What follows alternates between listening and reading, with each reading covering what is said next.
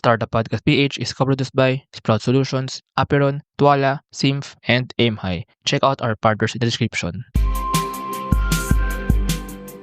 Welcome sa Stack Up Podcast series ng Startup Podcast PH, where we re-invite our guests to talk about their business strategies and how they became revenue generating.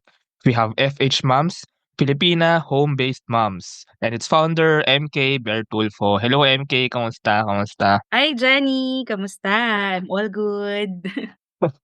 Yes, and actually, this is my second interview sa'yo. I've interviewed you 3 years ago na, which Yes. is actually, that was also part of the Women's Month nung in-interview kita last time. So, 3 years ago na yun. And we've talked about FH Moms, yung story, why you started it, your passion, your advocacy din somehow, ano. Pero now, gusto ko naman sana mapag-usapan yung business side naman ni FH Moms because at the end of the day, FH Moms is a startup and it Yeah. needs to have a business model kumbaga that's working, ano. So, okay lang ba yung pag-usapan now, MK?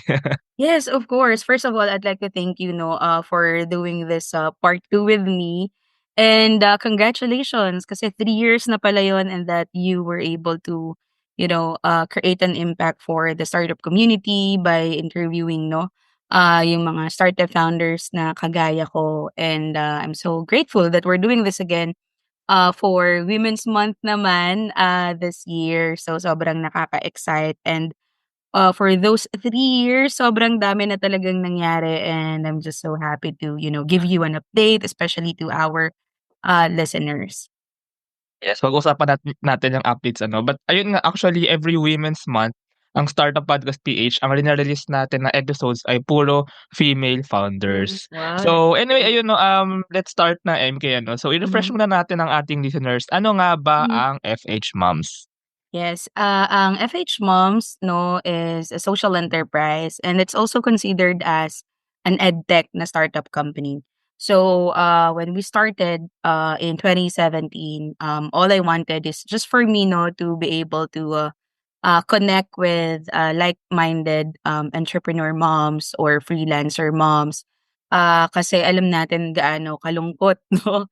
So, I just created a Facebook community and I'm not really sure ano yung gagawin ko talaga during that time because I don't have any intentions, of creating a startup since I don't have any registered business naman during that time and I don't have any background talaga. So when I was growing the community, I realized na there's a big opportunity, for the community as well as the members, na mag-grow din together with me, as a startup founder. So I joined different startup competitions and then programs, when I entered the startup industry. And then kasabay nun, gino-grow ko rin yung FH Moms naman na nagpo-provide ng mga digital skills training. So I went to different places, in the country just to provide free training. Then come pandemic, we were able to recruit, for a BPO na client na may 200 employees na needed. So nakapag-provide kami sa kanila and then sunod-sunod na yung mga naging programs namin such as computer rent-to-own na program and then apprenticeship, scholarship, and then mga CSR na mga projects where we provide naman aside from outreach, we would also provide laptop o kaya Wi-Fi na units for beneficiaries. So basically, that's how we started and then how we were able to grow FH Moms as a social enterprise and as an edtech na company. Yeah, ang first takeaway ko dito, ano, yung ibang startups kasi they start with the product and then Mm, ibebenta sa market, dun mabubuo yung community. Yung sa inyo pala sa FH Moms, more we of like started as a nag-start din sa community. community and then may opportunity to grow together and kumbaga to upskill together. And amazing ano na aside from just training the moms, nabigyan din ng mga trabaho, na-connect na kumbaga dun sa job Exactly. na bagay sa Mhm. skill na natutunan nila. But let's go sa updates ano, MK. So mula nung 2022, ano nga ba nangyari kay FH Moms as a startup din mismo, like a business? So, maybe some business updates or some updates sa progress ni FH Moms from Hmm. 2022 until now. 2022 is post-pandemic na, correct? Yes, yes. Yan. Medyo So, patapos na ng pandemic. patapos na, oo, may gano'n na tayong transition, for that year. And for us naman since, nag-accelerate kami 'no, during the pandemic. So, everything happened during the pandemic for us. And then, post-pandemic 'no, what we did is we went back to, organizing events, community events, as well as big events 'no, such as job fair, and then we also do mall na mga events 'no. And then we still, went 'no, to different, provinces. So, with that, kung before the pandemic, we were able to organize our year-end party that was attended by 700 moms. This time, pumapalo na kami ng, 2,000 for our Mother's Day na event, which you supported as well.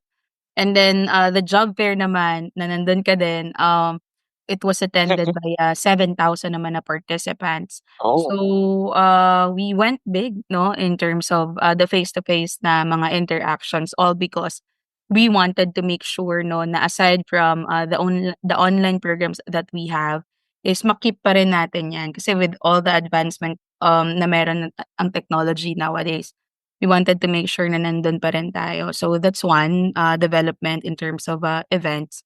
Dun rin kasi kami nagko-conduct ng mga workshop, and then that is also how we onboard our partners 'no, sa mga events na yun. So malaking part siya. And then we also work with a big brand, with Unilever 'no, for entrepreneurship naman, it's Wise University. So, we've been working with them for 2 years already, and, ang dami na naming nagawa with them, mall na mga bazaar, and then we also, conduct, free na mga webinars 'no, for our community pa rin, and, the other, mom audience na meron sila. Then na-providean rin sila ng product shoot, and then, mga negosyo packages 'no. So, that's one, and that's our first initiative, that is related to entrepreneurship, kasi for the longest time we've been, providing, freelancing lang na mga courses.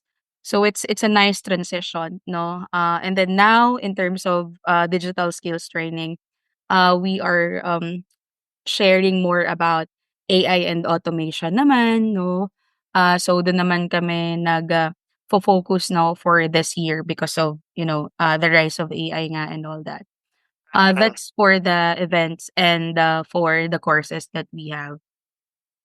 Yeah, in what I see ano, so parang, going dun sa parang business model quote unquote ni FH Mom. Mm, So ang ginagawa nito is may digital skills trainings, yung mga yun, and then, nagha-handle din ng events. Parang in what I see nga ano, si FH Moms, it's more of like a brand din, eh, and a community na kung ano mang opportunity yung dumating, kung ano mang puwedeng mm, gawin na talagang makaka-benefit sa community, yun yung talagang ifo-focus ni FH that's Moms. right. Pero okey lang pag-usapan yung dalawang yun ano. So, maybe dun muna tayo sa digital skills kasi ito yung parang Mhm, e-learning ano ni that's FH right. Moms, that's why it's an edtech company nga. So, paano nag-start yung ano, yung trainings na ito? Parang ano yung pinakaunang form niya mula nung when you started?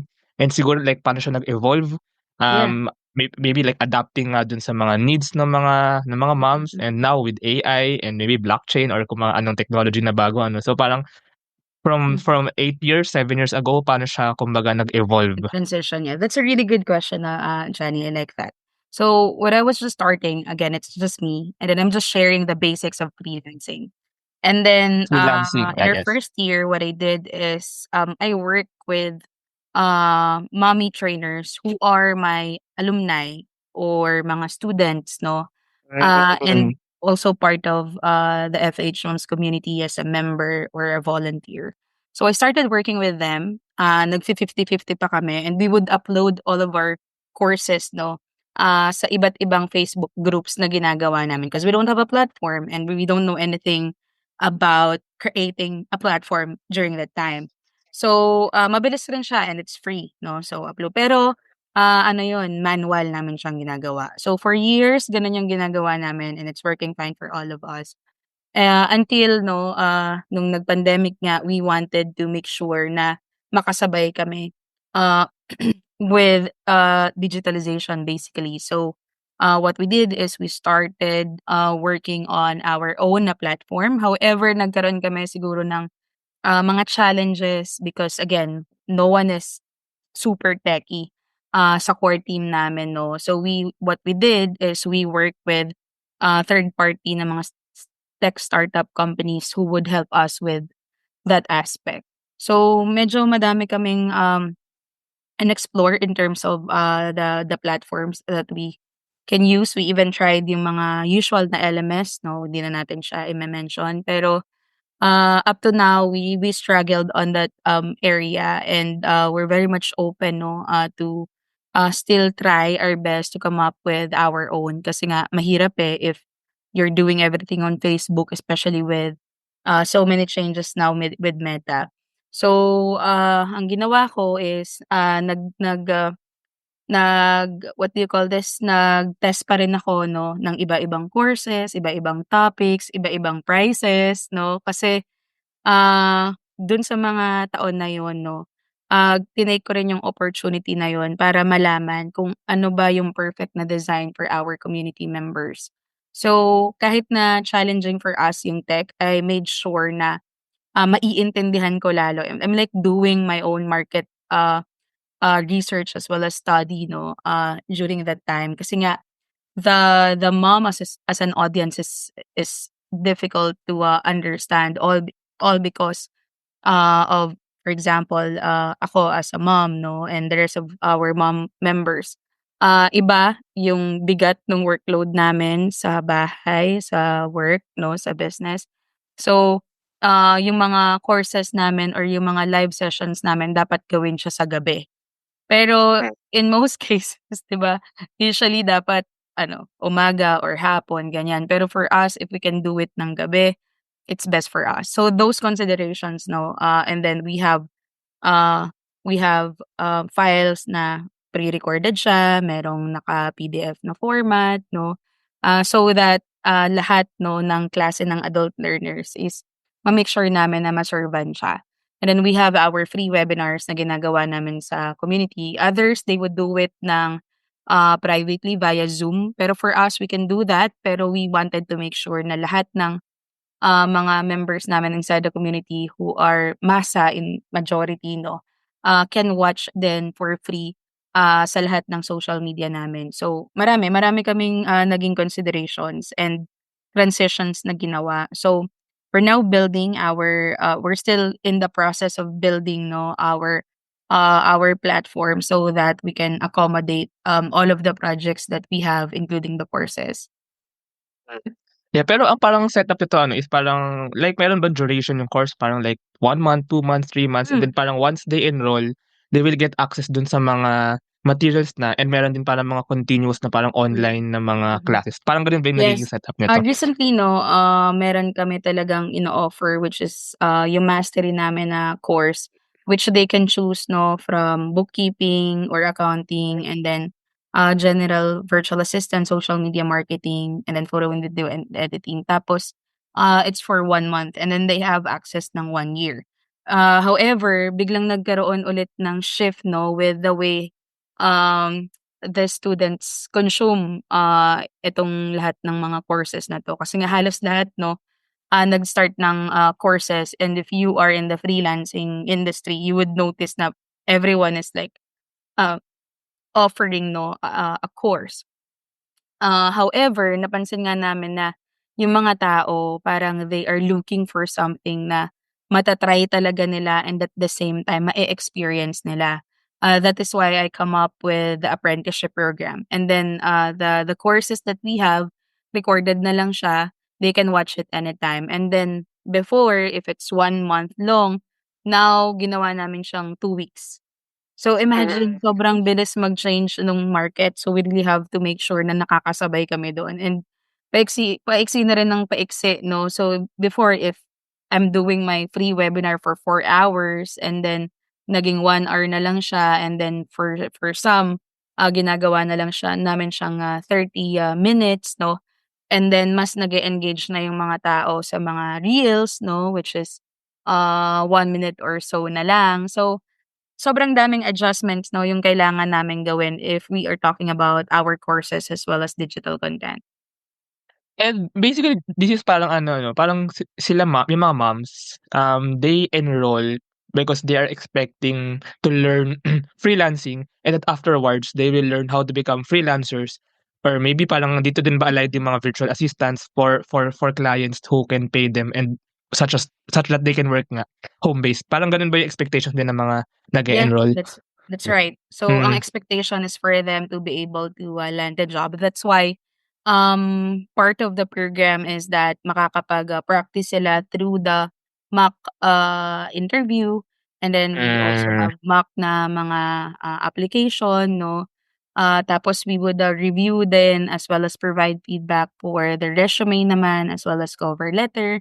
So in this Hmm. case, no, if you can notice, we wanted na mas ma-push talaga sila kasi we realized na we have so many free webinars as well as content, and then the courses are cheap na rin nowadays, no. You can learn by availing lang a ₱200 worth na course, and then everything is free naman na sa TikTok University as well as YouTube. So, 'di ba? If you really wanted to learn something now that we have AI as well, it's easy to learn. That's why what we wanted to sell this time is the experience.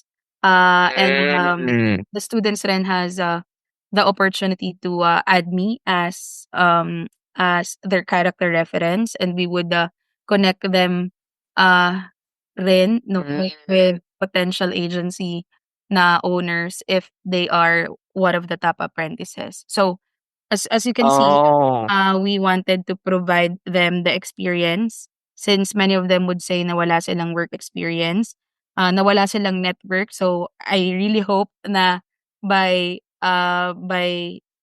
providing them with the network, kasi makakasama nila yung mga fellow freelancers nila, and then yung mga mentors, no, malaking help na sa kanila. So yun yung parang difference now ng ginagawa namin before and at the same time sa ibang mga course providers. Interesting din yung ano 'no, parang pag-evolve nga nito na parang actually medyo madami ata yung mukhang madami yung pinagbago sa pag-handle ng course ano, as you said nga kanina talagang Right. nag-adjust kayo sa kung papaano ba siya best na ma-absorb ng mga moms. Especially na parang from just courses na kumbaga magtuturo, parang naging end-to-end din siya, eh, na parang Hmm. magtuturo talaga from application, from applying, paano ba dapat, and then yung mismong skills, and then diretso nga sa pag pag-connect apprentices sa Yeah. mga companies ano, sa mga puwedeng mag-hire sa kanila. Kasi in what I see parang ano 'no, parang freelancer school kayo basically, and you're scaling and standardizing yung work ng freelancing 'no. So, ano ba yun, parang talagang nag-ano siya, nag-progress siya along the way, parang every when niyo ba binabago yung content or yung way of teaching, parang ah, every every kailan kayo nag-a-update nung courses ganyan. So, parang just to see yung parang how you really evolved ano. Mhm, that's true. And I feel naman na may need din talaga to evolve, and kailangan talagang sumabay. And aside from that, no, we would also provide assistance to the brands. This apprenticeship program kasi that we have is para siyang para siyang two-way na. The first one is helping yung mga freelancers, and then the freelancers kasi will be connected to a local na client. Then I'm trying my best to get international clients, of course, through my network. Pero my priority are the local na clients, so that yung mga newbies hindi rin sila masyadong mabigla with the international na client. So they I will see. be they will be talking, no, inside a discovery na call. So usually that's the first step kasi if you will be working as a freelancer, no, and you'll start talking to clients, discovery call talaga. So magandang experience 'yun sa kanila.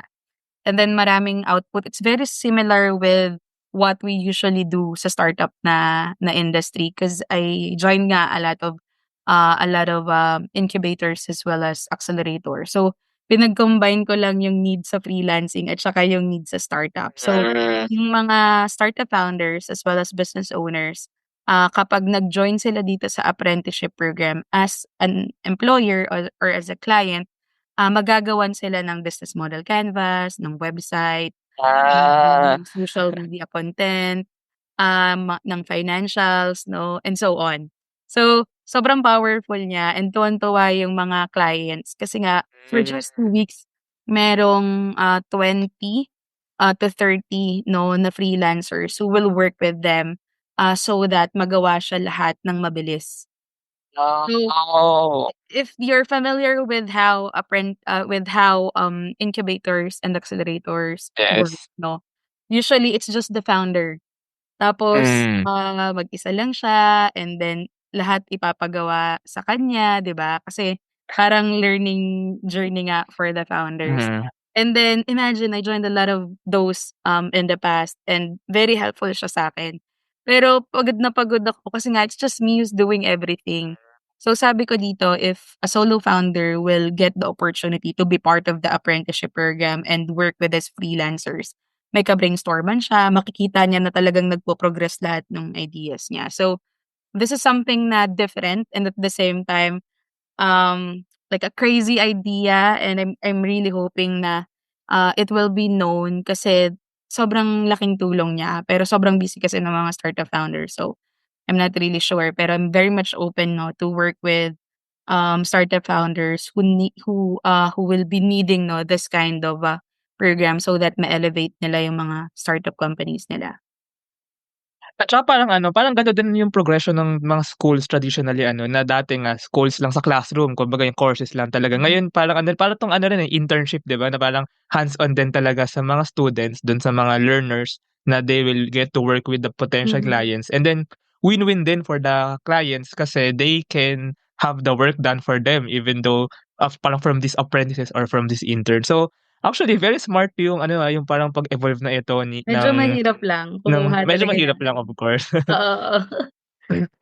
By the way pala, by local client, what do you mean by local client? I mean, is it like a local BPO ganyan or, local startups, Filipino, Any. any talaga? Mhm. Imagine we have, clients or employers na minatch dito sa mga apprentices natin who are, um in ideation stage pa lang. So, for example, there's this Hmm, one business owner who wanted to start an agency. The other one hmm, naman wants to start no like an online na school. And then we also have those na mga established na pero marami pa rin silang na-miss na gawin. And then merong nasa food na industry. And then meron din na ang gusto nila is for their personal na brand.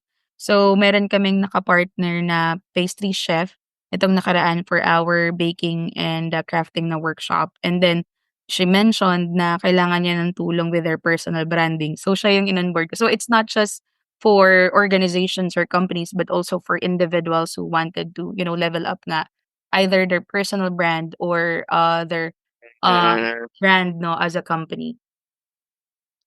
Yes, and on the business side naman ano, on the business end because yun nga FH Moms is still a business. So, parang binago-bago na rin ba yung course or yung delivery, yung sa e-learning side? For more moms to enroll kumbaga gano'n. I just want to see that aspect ano and meron din ba parang side ng model dun sa clients parang maybe kasi parang for hiring din yun ano, so Mhm. meron din bang business side do'n? Can we know lang dun if it's Yeah. possible, MK? Mhm, mhm. So, aside from updating our digital skills courses, no, and adding AI as well as automation, for example, we wanted to insert topics, no, such as, for example, with accounting, paano ba ginagamit yung AI sa accounting? If it's social media marketing, it's still the same. Pero we wanted to emphasize, no, ano-ano yung mga AI na tools that can help social media managers create text content as well as image, ganyan. So, i-update lang namin siya. It will be the same, pero i-update namin siya and we will still work with mommy na mga trainers to help us no with all the training. Pero this year, another thing na gusto namin gawin is we wanted to expand our market uh, to the Gen Z naman na audience. All because we wanted na makapag-prepare for the next generation. And then majority kasi of the members ng FH Moms are millennials, no?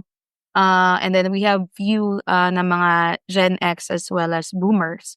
So we wanted to maximize no yung audience na Gen Z all because we know naman na ang next generation of workers as well as startup founders is yung mga Gen Z natin, and then sobrang gagaling nila. So we wanted to create different projects as well as courses for them. Pero baka nga hindi na nila need eh. So at least we have something for them na needed pa rin yun, and collaborate with them through events, no?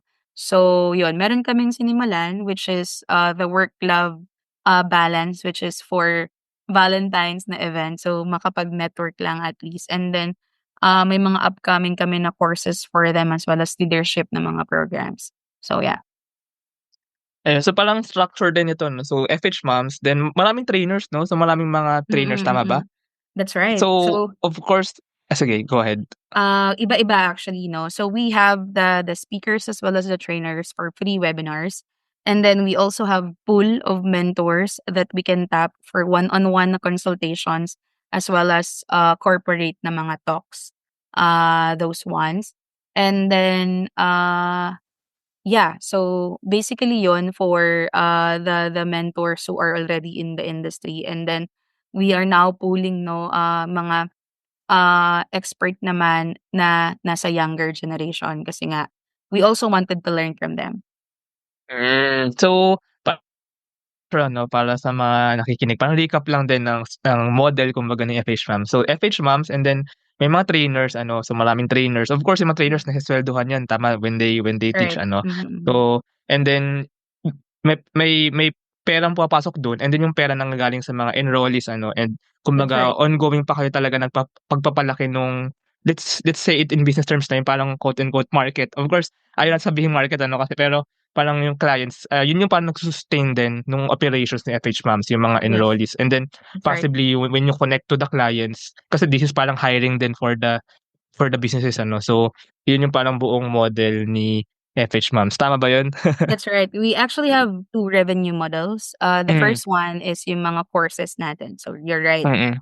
And then people pay for each course or each program. Mm. So ganun siya nagwo-work.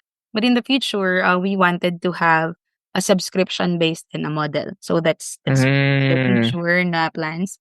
And then the second one naman is through advertising. So I mentioned earlier that we conduct a lot of events, and at the same time we work with different brands for the purpose na if they wanted to promote inside the community, no? So that's the second revenue model. And then if you will be asking naman how the apprenticeship as well as the job matching works, hindi na siya sa FH Mom. So recently I joined Get Hired Online. It is an automated interview na platform. So FH Moms kasi is SEC registered as consultancy, no? So mahirap rin for our team to do all of these things all together. So hiniwalay ko na siya, and at the same time I wanted na mas mag-focus on the development ng learning, and then for Get Hired mag-focus lang siya sa mga job fair as well as sa job matching. Pero within FH Moms makikita mo na maraming nagkaka-work through referral, and at the same time mga mas maliliit na recruitment, ganyan. And then every day I would post rin mga job ads, no? But with Get Hired, I wanted na mas maging malaki yung impact in terms of helping with the unemployment na meron tayo sa bansa. So ganun siya nag-work, no? And si Get Hired kasi it's new. I mean, compared to FH Moms na mas kilala na. So yeah. Oh, so yun pala ang kwento din kaya may Get Hired Online na actually Yeah. I attended nga yung job fair na event Yes. last year no, a few months, several months ago ano. Right. Mhm. Ayun. Is payroll processing taking too much of your time? Introducing Sprout Payroll Starter. For as low as 5,000 pesos per month, you get a team of experts to help you with your payroll and HR needs. We'll help compute and process payroll, handle all your government compliance requirements, and automate timekeeping. Leave the payroll to us so you can focus on growing your business. Enjoy peace of mind with Sprout Payroll Starter.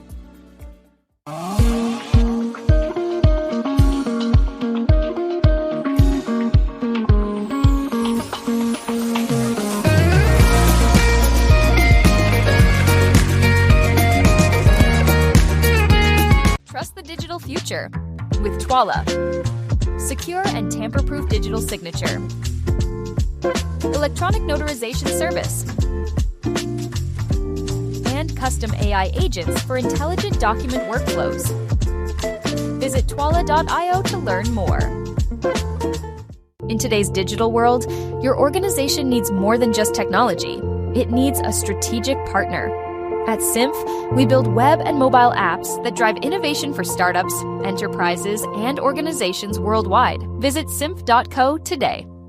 Let's go naman MK sa business strategies ano. So meron ka ba diyang mga ma-share na businesses? Of course, you've shared na some Mm. yung kumbaga decision making niyo on how to further yung business ni FH Moms. Pero meron ka ba diyang ma-share na parang mga specific strategies on maybe how you increased revenues, how you captured more audience, more clients, more paying Mhm. customers, ganun. So can you share some? Yeah. I think if there's one strategy that I can share with you is to network. So Mm. imagine I'm living in Lipa. I have two kids. My youngest is just 10 months.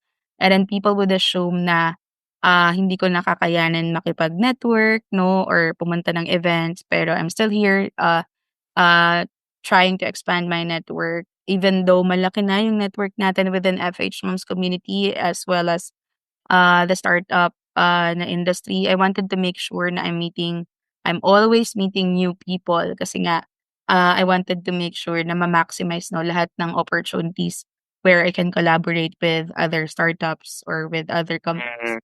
Mm. Kasi the services that we have, again, it's growing and then iba-iba nga yung market needs. So I wanted to make sure na updated ako with all those by still going out. And very helpful siya in terms of, client getting kasi napa-practice ko and at the same time, I'm able to, create a deep na relationship within my network, especially the clients. I mean, that paying clients kasi nga I have clients who are B2B, so the brands, and then the rest of the companies that we are working with. And then the members are also considered my clients since they are also paying for our courses. So if if I engage with them online or on site, definitely it's a win-win for myself and then for them then kasi nga natutuloy-tuloy namin yung mga ginagawa namin for the community and the business. So maraming nakaka-miss nung part na yun 'no, networking and relationship na building. Community building din kasi is part of it. So, that's something that I wanted to, emphasize, na sobrang importante with all kind of businesses.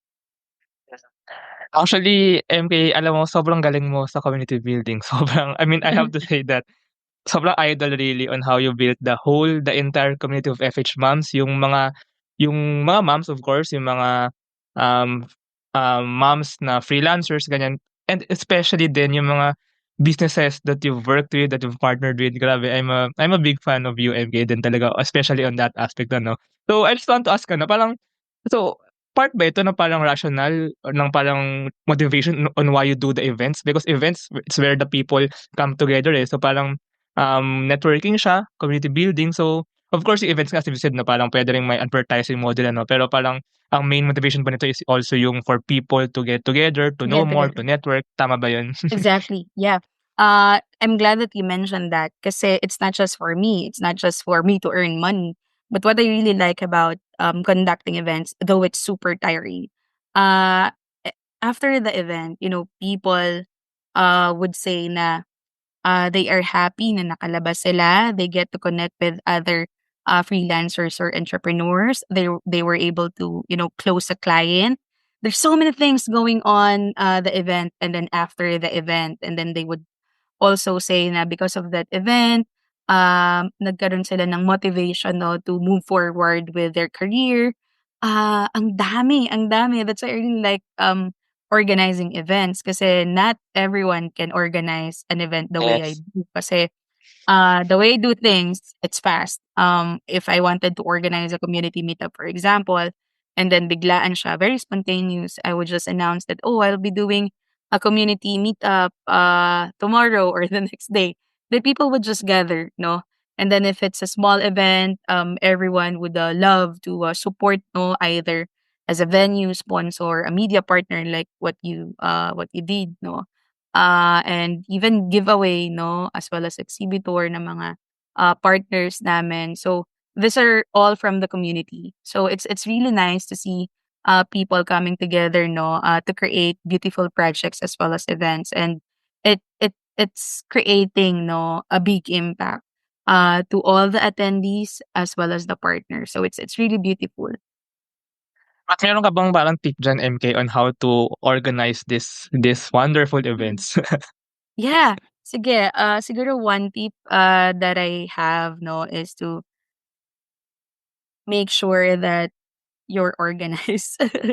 It's so hard to keep up with, with so many tasks. So if you are not that organized, maybe you can find another person to help you organize things.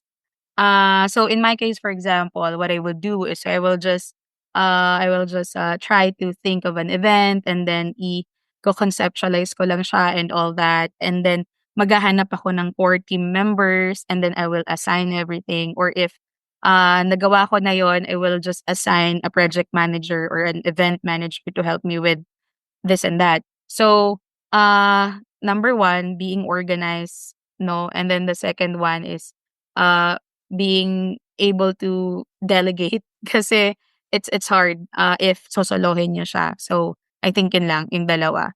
Make sure to organize things and then delegate things.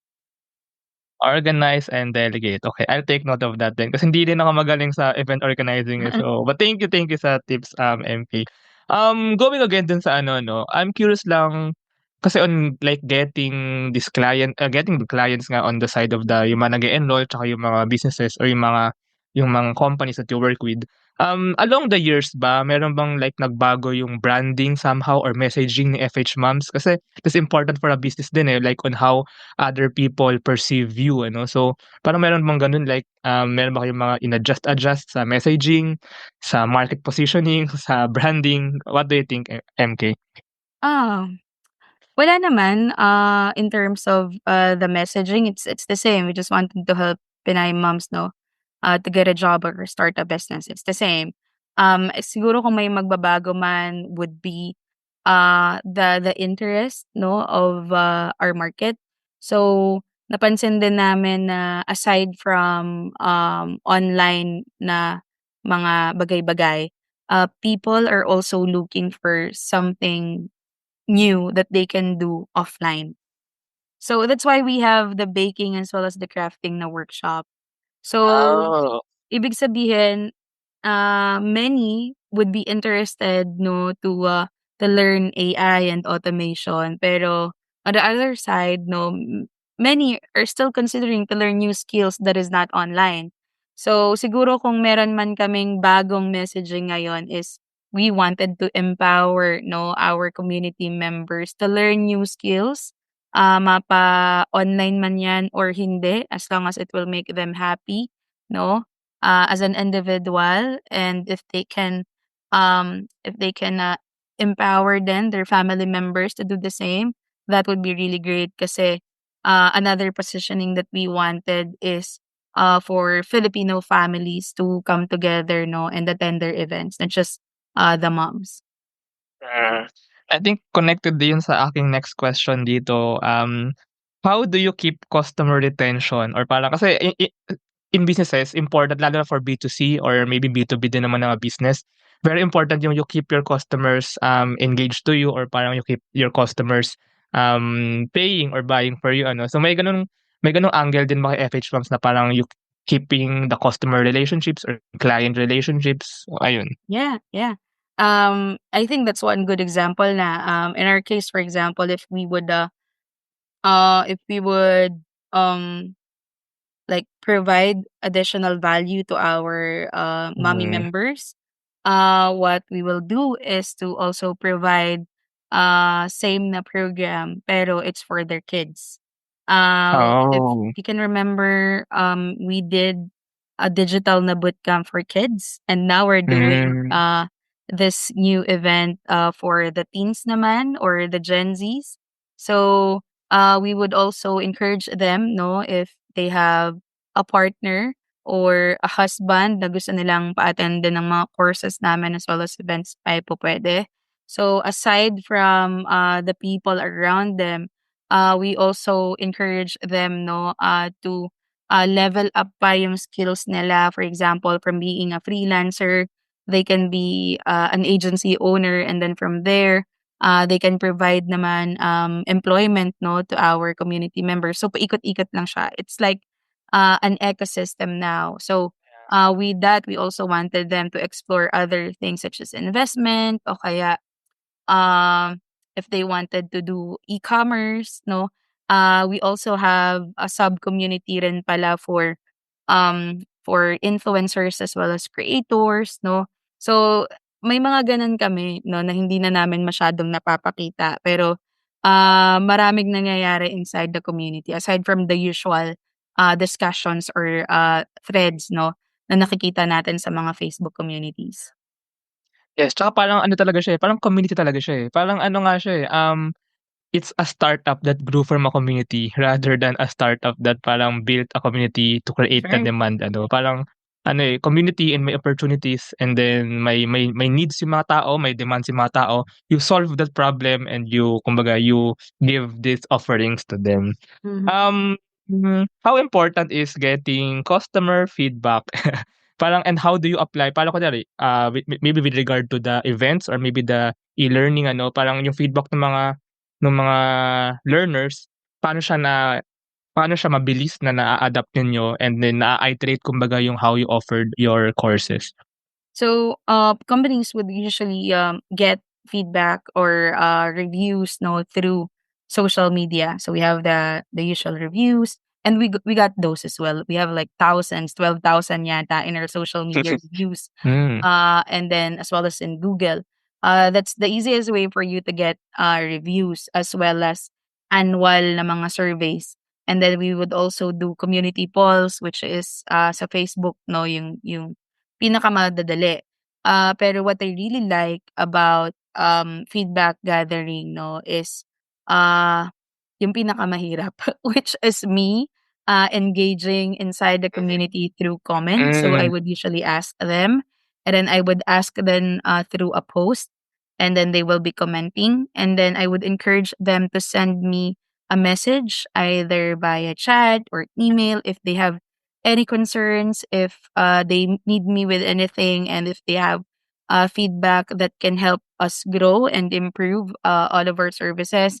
Yan. So I just wanted them to be comfortable kahit saan nila pa gustong mag-iwan ng review or feedback, no? So yeah, that's how I usually do things in terms of feedback.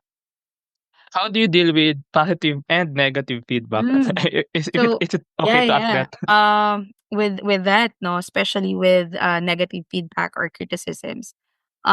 Usually, no, kapag merong reklamo, and I still get, no, those kasi nga iba-iba yung mga tao. We cannot blame them. Lagi kong iniisip na maybe ganito, maybe ganyan. So what I would do, no, kung ano man yung kailangan nila or gusto nilang mangyari, I would give it kung kaya naman, no? Kumbaga sosobrahan ko pa dun sa kung anong hinihingi niya or ine-expect niya, especially if it's a valid concern naman. So mabilis ko siyang nare-resolve, no, every time na merong mga ganong klaseng feedback kasi I wanted everyone to be happy, no? So gaganon ako palagi. Others kasi parang pinapatagal pa, may drama pa, tapos lalabas pa sa social media, may mga ganito pang statement. Hindi na dumadaan sa gano'n.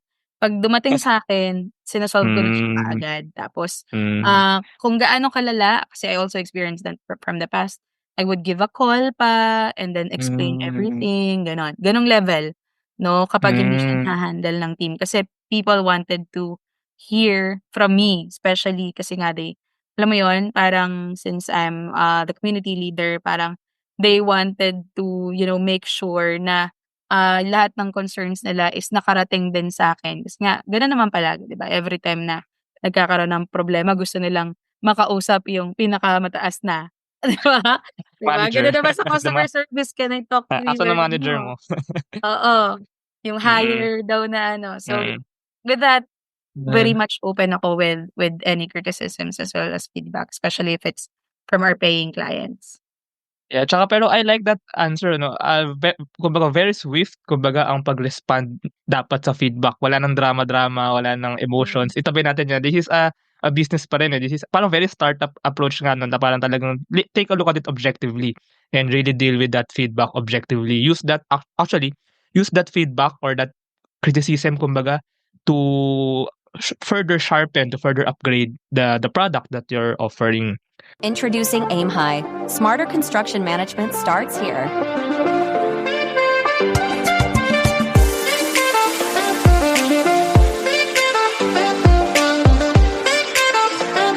Monitor costs and progress with real-time insights. Plan ahead and adapt with streamlined scheduling tools.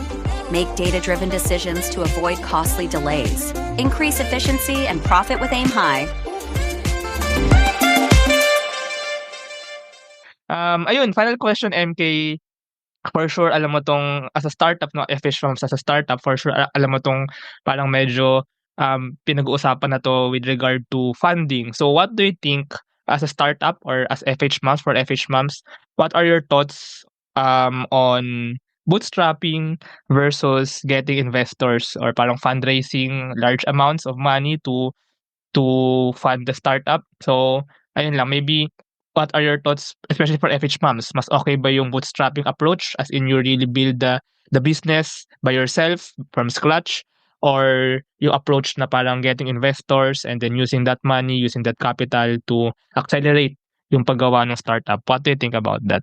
Yeah. I've been bootstrapping FH Moms for 8 years already, no? And so far, Hmm. so good naman. It's revenue generating. May mga challenges. Usually, may mga ganun naman talaga, di ba? May mababang sales for a specific na month or year. Pero with FH Moms, I just feel na I wanted to figure out muna or at least give my Hmm. best um, para mag-grow siya organically without getting investments, all because meron kasi siyang um, aspect where it's a social enterprise.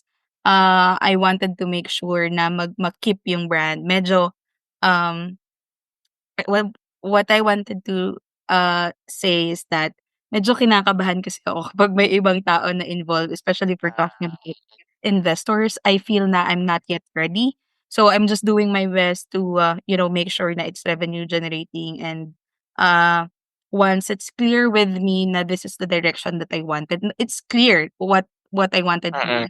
do for the community. What I'm saying is, once na may pumasok na investor, I wanted to make sure na naaral ko siya, naayos ko siya, Hmm. no, so that kung ano mang mangyari, no, ready ako. So may gano'n pa rin akong fear. I'm very much open, no. Ngayon kasi ang ginagawa kong strategy in terms of funding and getting grants, ganyan-ganyan, um, is mini-make sure ko muna na makapag-collaborate or may magawa kami together, before letting them enter, no, the organization, parang gano'n. Kasi ayoko ngang minamadali. And then with Get Hired naman, for example, we already have our investors, tapos na kami dun sa first stage, ganyan-ganyan. So at least with Get Hired, na meron akong co-founders uh, Hmm. who are familiar with how investment works, hindi ako gano'n kakinakabahan. Unlike with FH, Hmm. I'm the sole founder. So Ah. whatever decision na meron ako, and at the same time, kung sino man yung mga investors na makakatrabaho ko, 'di ba? At least nagawa ko na siya or na-practice ko na siya in a way, with Get Hired, na meron ng mga investors as well as co-founders na involved. So, I'm not saying na hindi ako tatanggap ng investment for FH Moms. I'm just saying na I wanted pa to be hands-on in terms of growing Yeah. it, scaling it, and maximizing all the resources as well as network na meron kami. Parang gano'n Hmm. lang yung idea. Yeah, actually very true. Agree very much doon na, ano nga rin naman kung hindi mo pa talaga gamay, especially yung community, don't accelerate muna ano, don't parang idahan-dahan mo muna. Pero siguro question lang dun MK ano, na baka other bootstrappers can relate. As a bootstrapper and as a solo founder, parang what do you do 'pag mayroong mga months na medyo mababa ang revenues? Malungkot ba yung masakit ba yung mga ganun? Alam mo ba, I'm not saying na the ghost month is true, pero for Hmm, how many years na lagi kaming may mababang sales with ano. So ang ginagawa ko dun ako nagpapa-promo, dun ako nagta-travel. oh, Kasi wala oh. talagang masyadong clients na ano, na nako-close and Anong all buwan? that. Around when? Ghost Ghost month? month, August. August yung Oo, oo. bakit kaya? So Okay, very interesting. Hindi ko interesting. nalaman din talaga sa ano 'no, ghost month. I don't know talaga, pero siguro baka sa paniniwala na rin and all that. And then may mga months kasi especially for talking about advertising ganyan, and closing brand clients. May ano kasi siya, eh, parang may schedule kung kailan sila nabababaan ng budget, kailan sila nagko-close, something like that. Yes, yes, Kailan magiging active sila sa ganyan, oo. ganyan. Tapos, parang naaral na nga namin siya since ilang years na rin.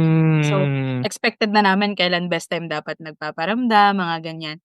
So, with the ano naman, with, the customers that we have, which are the members of the community, somewhat naaral na rin namin kung kailan sila hindi gano'n ka Hmm. nakakapag-enroll kasi nga, pasukan na naman, enrollment season, so wala ng pera, ganyan, ganyan. So, may mga gano'n lang na Mm, nasanay na rin na kami and alam namin kailan sila ready talaga na mm, 100% makakapag-commit sila. mm. May seasons nga din siguro 'no, but I can relate MK as a podcast may advertisers din tayo dito sa podcast, eh. So, medyo ramdam ko din minsan kung kailan sila, yung Generous, kailan sila hindi masyado o nag-a-accept or kailan sila oo. talagang nag-a-accept 'no. So, I know those, I can relate. Well, ayun, thank you so much MK. Siguro ano na lang, ano bang future plans for FH Moms? Parang what's in store for us, for the community, for the listeners? So, ano bang future plans niyo for FH Hmm. Moms? Yeah. Again, we're huge when it comes to events, to courses, no, as well as job matching. So if you are a brand and you wanted to, expand your team, your social media presence, and all that, no, you can work with us, collaborate with us, no, through our events and digital na mga services.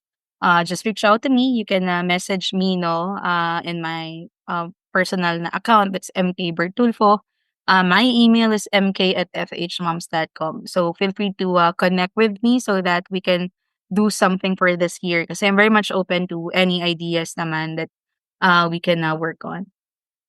Ayun, so sa mga nakikinig na companies, startups, moms out there, so feel free to connect with MK. I'll put those details below and feel free to connect with MK and FH Moms. So ayun, maraming salamat MK for sharing all of this. Grabe, ako personally, ang dami ko rin na-realize ano, thank you for sharing these insights and hopefully maka-inspire pa tayo ng mga entrepreneur moms, ng mga entrepreneurs actually in general and ayun, thank you Mhm. so much MK. Thank you. Thank you so much, Jenny. Thank you very much to our 53 patrons. This episode is super powered by AskLex PH Academy, our official e-learning partner. Get certifications on Lean Six Sigma, project management, data science, and more. Hyperstocks, digital banking enabler for rural and thrift banks. One CFO, CFO services, bookkeeping and tax, and payroll processing for startups and small businesses. Unawa, driving digital transformation with secure, legally enforceable electronic signatures and robust AML compliance. Schooltech, all-in-one AI-integrated school and learning management system. Better Support, a Manila-based BPO company. They are offering a referral program for anyone who can bring in new clients. Let us know if you know any Western-based business that might have a need. Britanna, cloud-based enterprise-grade ERP solution that fits the small and medium business budget. Wonderbrand, data science-driven brand strategy and design company for emerging markets. Fail Coach Miha Matlievsky, business training, coaching, and consulting for startups and SMEs who are scaling or finding product market fit. Drive Manila, Philippines' largest peer-to-peer car rental community. East Point Business Outsourcing Services, one-stop shop for streamlined business solutions for MSMEs such as business registration, bookkeeping, and more. Doon, Philippines' first fully insured peer-to-peer car-sharing marketplace. Hire Business Solutions, provider of the most configurable cloud-based payroll system in the Philippines. DiviCode Technologies Incorporated, ID solutions specializing in software development, blockchain smart contracts, digital wallets, and cybersecurity. Mata Technologies, Philippines' premier provider of virtual tours and maps for LGU's real estate, tourism, and private businesses. Smile, consent-driven digital employment verification service to make smarter decisions faster. Mamiki Super Pet App, Philippines' first ever one-stop mobile app for pet products and services. Ignite Careers, career matching platform for Filipino talent and hiring companies in the outsourcing industry. Looking for buy and sell online with Sigurado sellers. NutriCoach, personalized nutrition and weight loss programs for you. This episode is powered by Wasteless PH, Tech Tribe, Yay, Uplift Code Camp, Board Prep, Dohe Philippines, Edfolio, Hive Rooms, Kazam, CodeSham, Jure.ph, Big Giant Games, Agile Data Solutions, Hustle PH, Pahatid PH, Founders Launchpad, Pareto Consulting, Contact RFID Business Cards, Sirius MD. Support the podcast through the links in the description.